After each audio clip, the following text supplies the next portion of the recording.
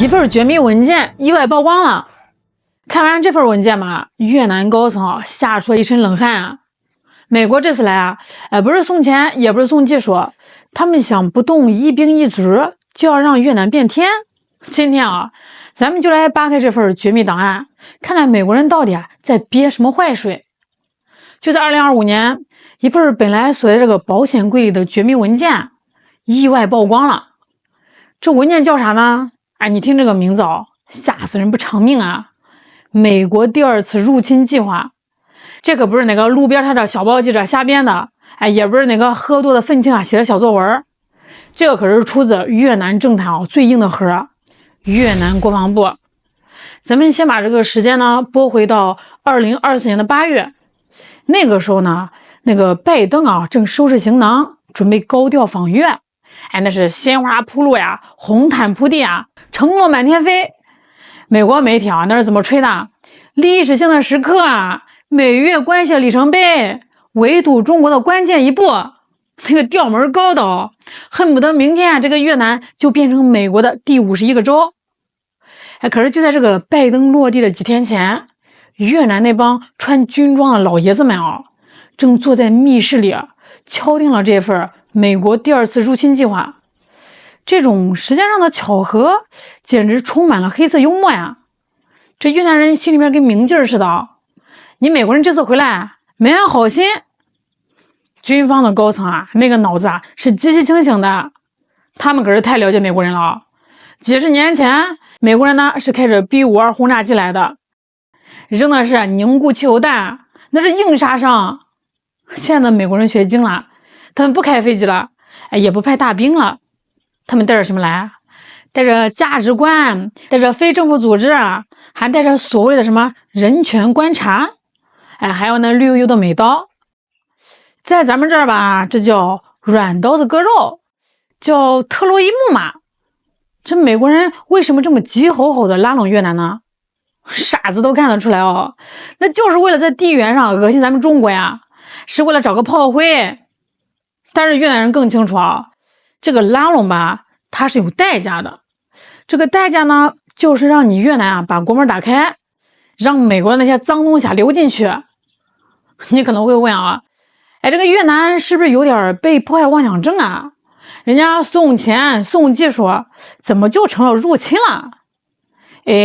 你这就不懂了对于越南这样一个由共产党长期执政的国家来说那些软绵绵的文化渗透比南海上的几艘航母还要可怕100倍呢。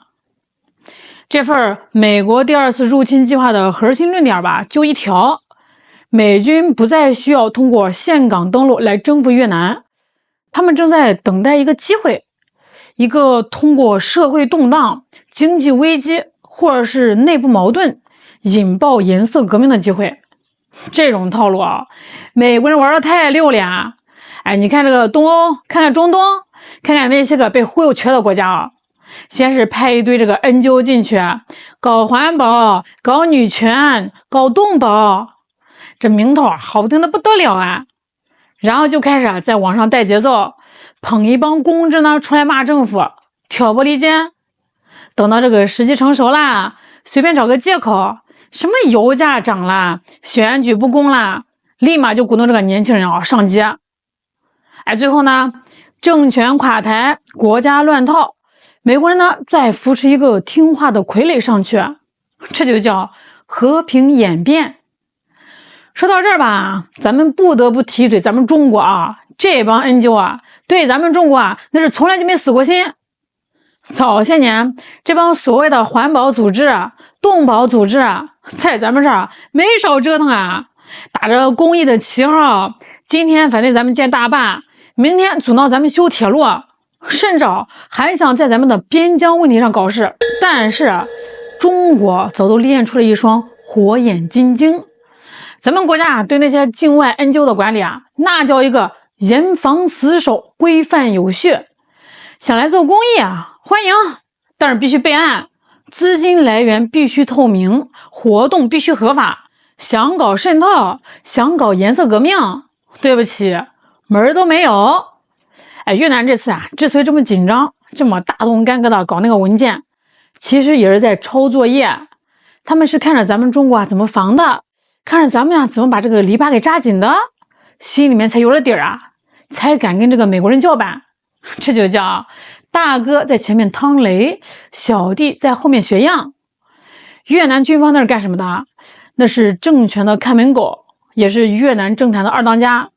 他们对于这种味道那个嗅觉灵敏着呢。他们知道一旦国门大开，进来的不仅仅是肯德基和好莱坞大片还有旨在瓦解现有体制的政治病毒。他们怕这看似繁华的景象底下，地基已经被美国人的白蚁给蛀空了。那说到这儿吧，咱们得聊聊那个老生常谈的话题，中越关系。在有些人眼里中越在南海上呢有点磕磕碰碰，那就是死敌。甚至有人天真的以为这越南为了那几个岛就会彻底的倒向美国，给美国当枪使。你太小看越南人的战略智商了在大国博弈这个牌桌上越南人心里有杆秤，这个秤砣准着呢。你得明白一个道理邻居之间吵架那是为了争宅基地的那个墙头往哪挪2寸，那是利益分歧。可要是家里面来了强盗，那是想要你的命那是生存底线。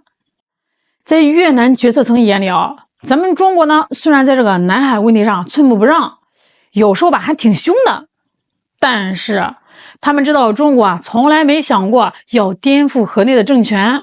相反，作为这个地球上仅存的几个社会主义国家，中越那是难兄难弟在维护政权安全、抵御西方颜色革命的这事上，咱们跟越南那是有着天然的共同语言的。咱们是盼这个越南稳当的，毕竟谁也不想这个邻居家着火呀。可是美国呢？美国的最终目标那从来都没变过，那就是你这个制度我不喜欢，我要把你给换了。这就是根本性的矛盾，是你死我活的矛盾事实上吧，这个越南军方内部早就有了共识，中越之间爆发全面战争那个概率极低。双方呢都有电话线连着，有事儿好商量，属于可控风险。可是美国带来的风险呢，那可是系统性的是毁灭性的。这美国人手里面攥着全球的金融霸权，越南这种靠出口吃饭的小身板，美国人动动手指头搞个什么汇率战就能给你来个降维打击。再加上美国那个铺天盖地的舆论技巧，一旦这个越南内部有点裂痕，美国人呢绝对会拿放大镜给你照，拿着凿子给你凿，直到你的政权崩塌为止。所以那些喊着越南联美抗中的人纯粹就被带偏了。越南人又不傻，怎么可能会为了几个岛礁的利益就把自己家的后门打开，让一个时刻准备抄家的强盗住进去？这种战略倾向那是越南人在这几十年的战火里用几百万人的鲜血换来的教训。到了2025年，这事更惊悚了。董王他回来了呀！他一上台那个画风突变以前吧，这拜登还讲究个温水煮青蛙，还得披着层价值观的外衣。董王不讲究这个他直接把那层遮羞布给扯了。他对什么价值观外交嗤之以鼻，他要的是真金白银，要的是听话。他提名那个驻越大使那可是个有名的母老虎，对越南强硬的一塌糊涂这本身吧就是一个信号，老子不装了，我要收保护费了。而且董王开始拿越南那个巨额的对美贸易顺差说事了。你赚了我这么多钱不行，我要加关税，你要是敢不听话我就弄你。这就是赤裸裸的霸权呀。这个时候呢，河内的高层那是真感到寒心他们不得不重新审视，当美国不再需要越南作为反华棋子的时候，或者说当这个越南稍微有点不听指挥的时候，华盛顿的獠牙会不会直接咬向河内的咽喉？美国对这个古巴，对那些不听话的国家，那可是下死手的呀。这越南人看着心里面能不哆嗦吗？面对美国这步步紧逼的压力，越南人祭出了他们的看家本领——竹子外交。这个词儿吧，听着挺文艺的。啥意思呢？就是根基要稳，枝叶要软，根儿扎在这个土里不动摇，身子随风摆动。意思就是在大国之间左右逢源，谁也不得罪。但这根竹子呢，现在快被风给吹折了。随着2026年这个国际局势越来越邪乎了，这个风暴越来越大了。一方面，东王那个单边主义的暴脾气容不得你当骑墙派，你想两头吃，门都没有。你要么呢就站我这边，要么你就是我的敌人。美国现在逼着这个越南站队，半导体供应链你得听我的，南海巡航你得配合我，甚至暗示你要是不听话，我就把你列入汇率操纵国名单，直接整死你的经济。那这对于这种高度依赖这个美国市场的越南来说，那就是被扼住了咽喉喘气都费劲儿。另一方面吧，这越南也在拼命的想撤，除了说想跟咱们中国搞好关系，稳住大后方，越南呢还想拉这个欧洲人进来，想把这个欧盟拉进来，引入欧洲的资本和技术，稀释美国的影响力。这叫什么？这叫多找几个干爹，省得被一个干爹欺负死。但是朋友们，这战略挪腾的空间它是有限的。美国人既然制定了那个第二次入侵计划，他就不会轻易撒手他们像鳄鱼一样在水里面趴着等着，等什么呢？等越南的经济出现波动，等越南高层换届出现分歧，等社会矛盾激化。只要你露出一丝破绽哪怕是一道小口子，那些潜伏已久的 NGO， 那些被收买的公知还有那个外部的经济制裁，立马就会一拥而上，形成合力，发动致命一击。说到底吧，对于现在越南来说，在南海那几个岛礁上争多少鱼争多少油，那都是次要的。现在的核心任务是如何在这场没有硝烟的战争中活下去。那份被曝光的国防部文件你以为它光是个作战计划？不，那是越南发给美国的一份无声的绝交书。意思就是告诉华盛顿，哥们儿，别演了，我知道你想干什么，你那点花花肠子我都看在眼里，我手里有枪，时刻准备着呢。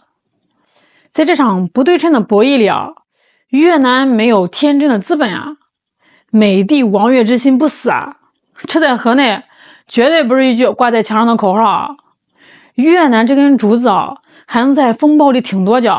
这不仅仅是考验河内那帮人的外交智慧更是考验他们的政治定力。好啦，今天就聊到这儿啦，我是小懒，我们下期再见。